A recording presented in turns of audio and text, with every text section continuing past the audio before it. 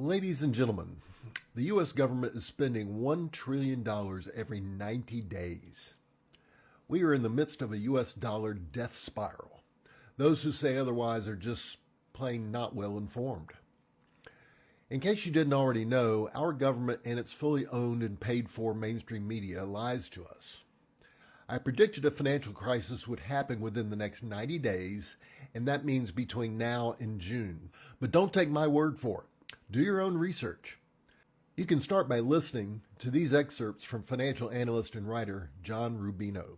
We're running crisis level deficits. So we are in kind of a death spiral where we're borrowing money to pay the interest on our debt, which raises the interest on our debt even further, and so on, with no end in sight, because we can't cut our borrowing during the next recession, and a recession is coming. So it's going to go up even further from there. So we're basically done. There's no conceivable way for the government to get anywhere near a balanced budget. In other words, nobody wants to hold the currency of a country that's this out of control financially. Then people start acting accordingly, and it becomes a self-fulfilling prophecy. So I would say we're not far from that point. A real live, honest-to-God financial death spiral that can't be fixed, because once the currency starts going down, then that is the main financial tool that governments use to bail out parts of the economy that are blowing up. But if the value of your currency is tanking, then you can't just step in with trillions of more dollars to bail things out.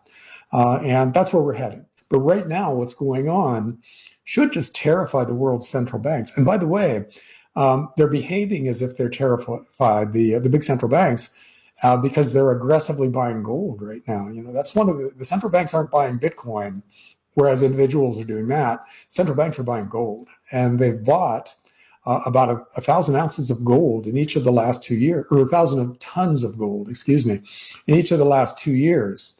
They know what's happening to their currencies better than anybody else does. So if they're buying gold with their currencies, in effect betting against their currencies, we're really close to a recession and an equities bear market here where something just blows up on us, that bank crisis or something like that. We could have a really brutal correction if we have an equities bear market that tips us into a recession. But we do not want to respond to that risk by getting out of gold and silver and Bitcoin if you own it, because those things could just rocket from here also. Still understand that the long-term story is what it is, and that is a currency crisis that leads gold and silver to go through the roof. A currency crisis is inevitable, but now it looks imminent.